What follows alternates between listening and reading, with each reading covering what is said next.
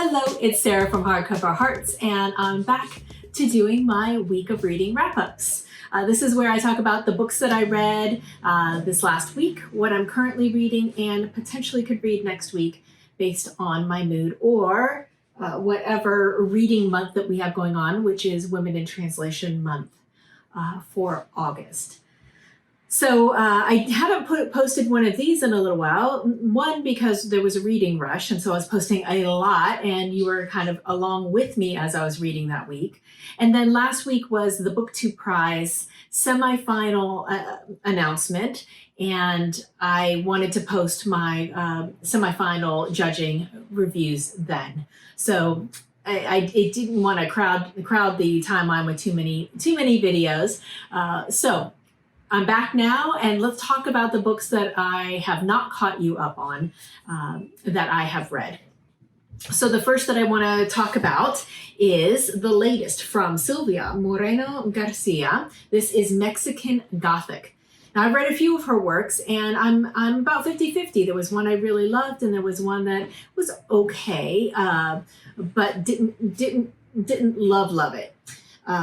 And so I didn't know what to expect, but I knew that I do like a Gothic mystery, and I liked the premise of this.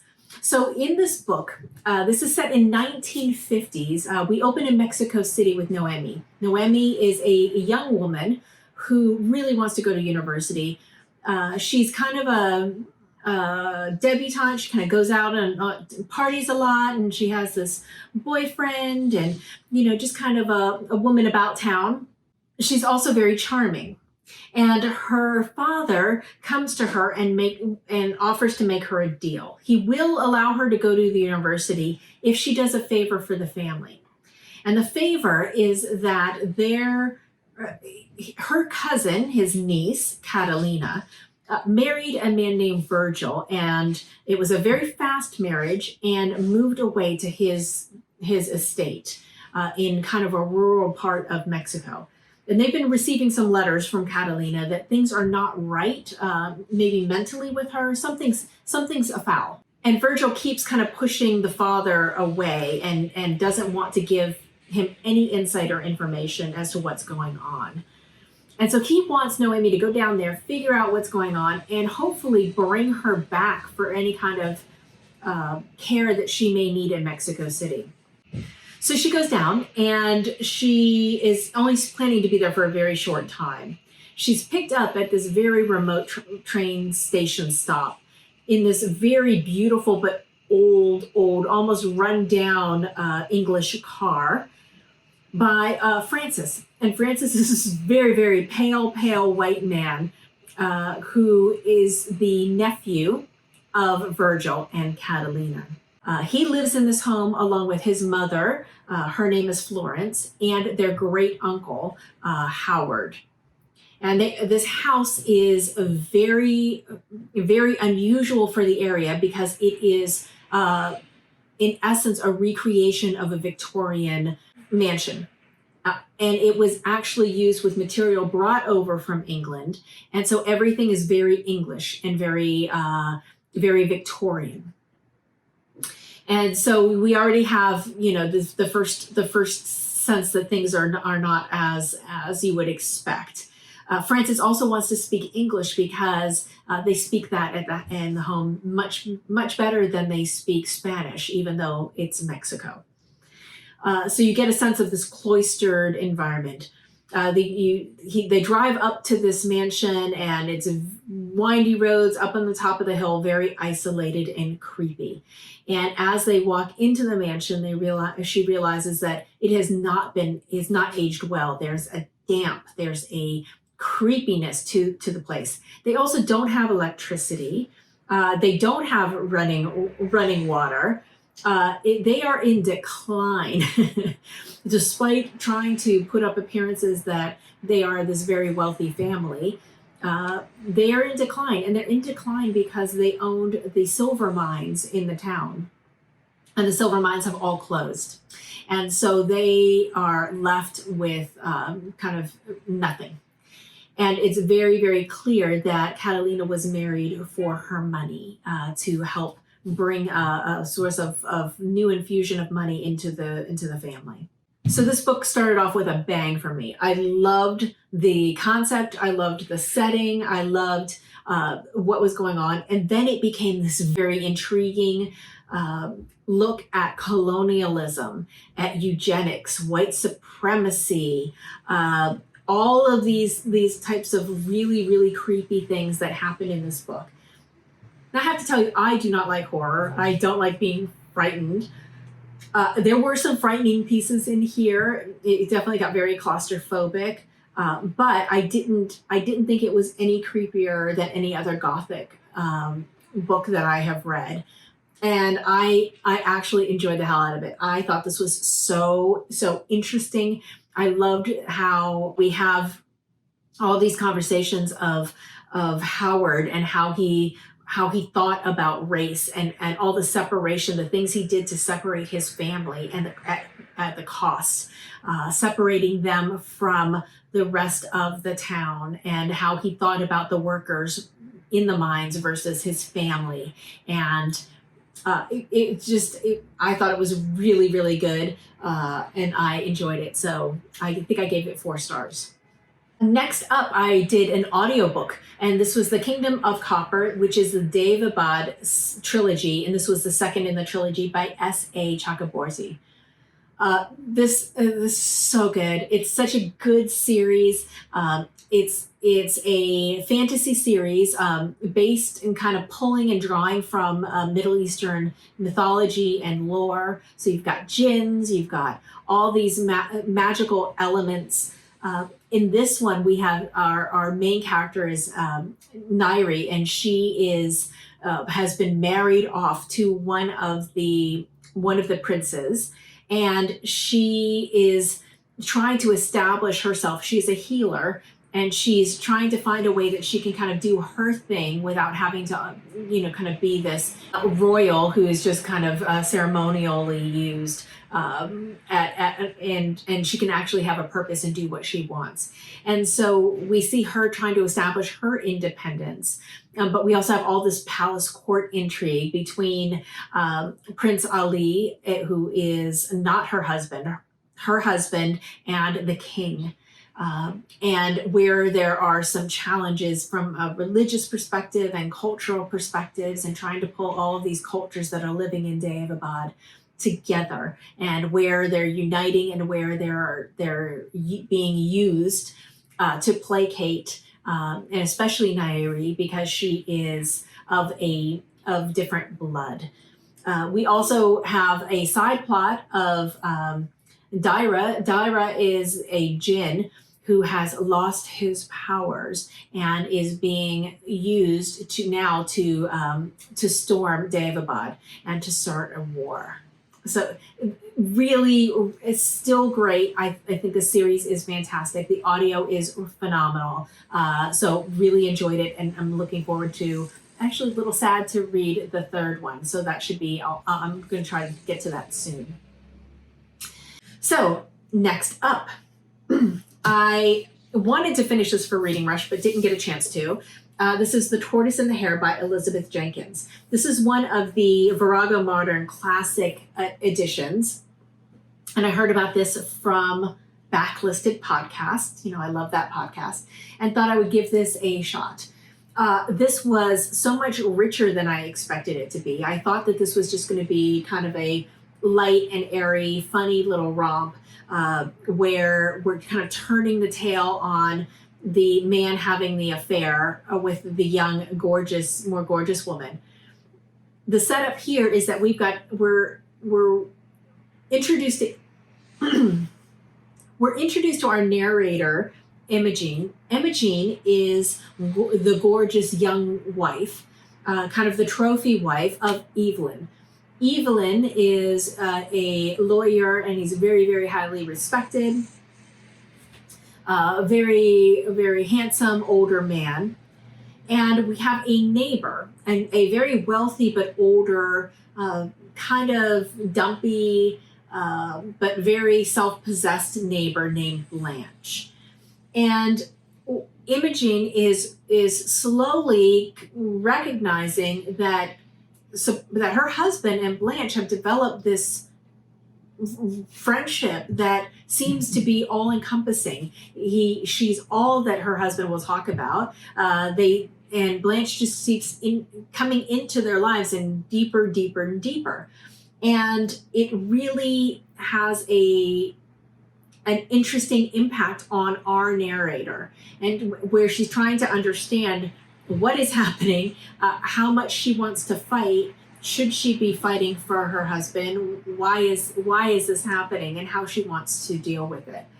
I found this very interesting, and like I said, there was a lot more depth than I expected here, and I found the end so satisfying. Very good book, very unexpected, and I highly recommend The Tortoise and the Hare. And then I did the audiobook, the next in the Cromwell trilogy from Hilary Mantel. This is Bring Up the Bodies. I want to say that Bring Up the Bodies I liked much more than I liked Wolf Hall. I found that this let me kind of back up a little bit. So this is kind of the most renowned historical fiction probably in the world right now. And Hilary Mantel won many awards, including the Man Booker for this one, as well as Wolf Hall. And she's up for it again with The Mirror and the Light. This is, we really focus on the marriage to Anne Boleyn with King Henry VIII, with Cromwell being the main person who's kind of doing all the wheeling and dealing behind the scenes to make it happen. And I found this one so particularly interesting because we really see the tension now that Anne has everything that she's schemed and plotted for. What happens now, and how does she hold on to the power, and how does it start to crumble? And no spoil. I don't think I'm giving away any spoilers when we know that she doesn't end very well. Her ending is not a good one. But the book really focuses very tightly on that, and it is fantastic. I absolutely loved it. This is my favorite of the trilogy so far, and I did this in audiobook, which was great. Because reading this is a very slow process. I'm keeping the books because I really want to go back and read them later, but I'm happy I listened to the audio. Then for my In Real Life book club, we read The Vanishing Half by Brit. We're really struggling right now because we try to read some of the big prizes, but a lot of the prize lists are not available yet in the United States, and it's created a challenge. And so we want to keep reading. We don't want to pause until something gets released. And so we decided to switch it up, and we decided to read The Vanishing Half by Bennett. This was a really very interesting book. There is a lot here to discuss. Having read Nella Larsen's Passing just recently, which I think is a modern classic, an absolute classic book, and it should be read by everyone.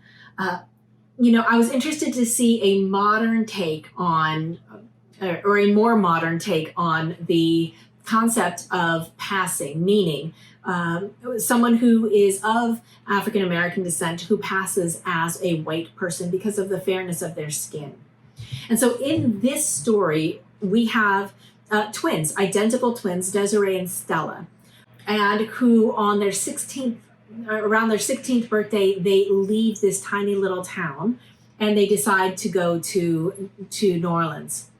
They left because they were being told that for money reasons they needed to start working, and neither of them wanted to work in the domestic services that they were being asked to do.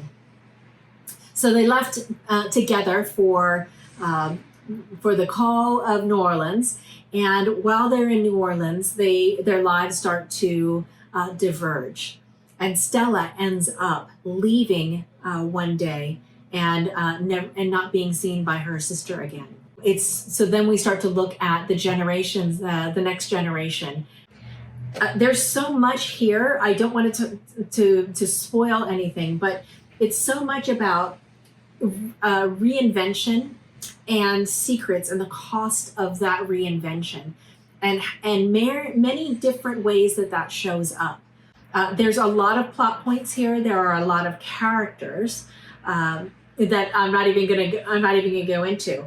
There's a lot here. There's a lot here to discuss. We thought it was really interesting book. So we all enjoyed it and all gave it 4 stars.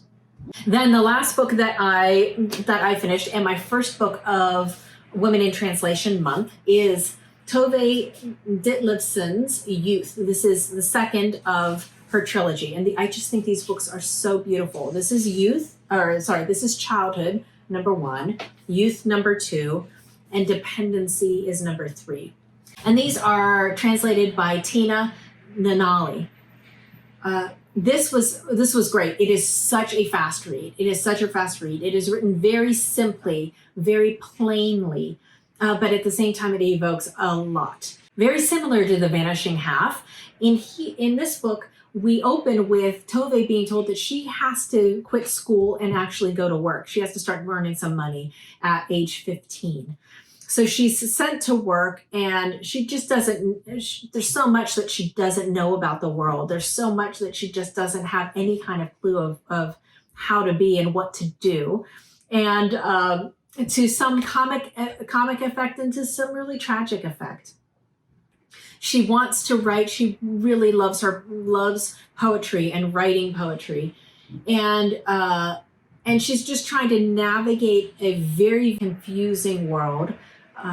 One where class is very rules everything, and also at the time when Nazism is starting to rise in Germany, and its effects are being felt in Copenhagen. But she's a very plain girl, and she's very unassuming and kind of passive, and so she doesn't really make a splash. One of her friends introduces her to this man, and the man they go to visit him in his home, and he has books. He has just books everywhere, and she is so intrigued, and she's completely fascinated, and she starts to befriend this man. And it sets her off in looking for mentors and looking for people who will help her break into writing and to being published. Her dream is to be a published poet.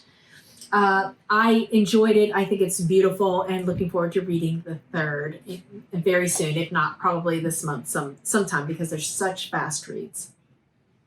So that is what I read, a lot.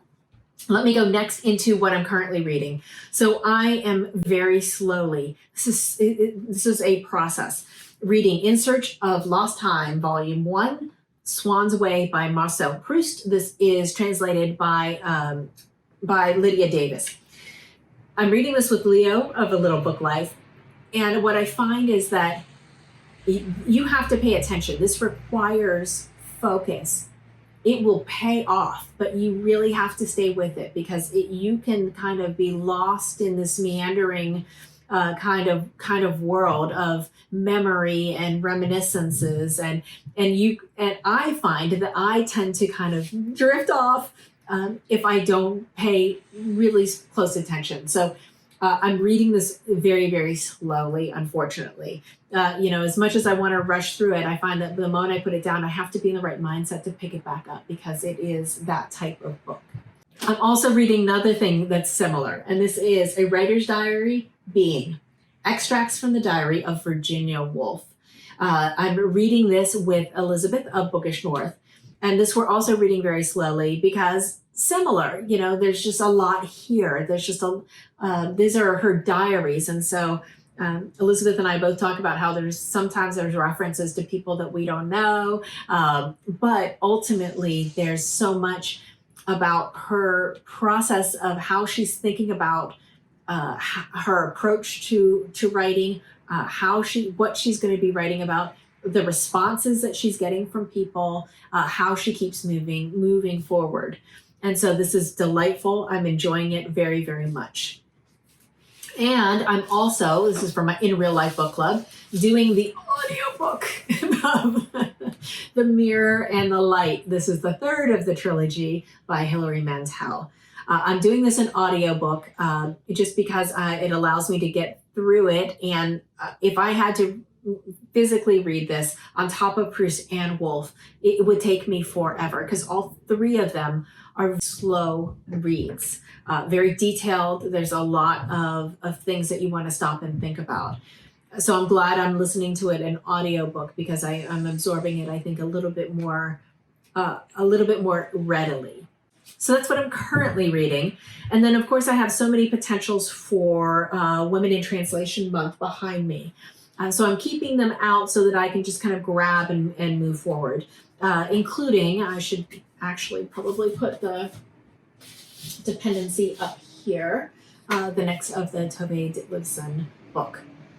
So that's it. That was a lot.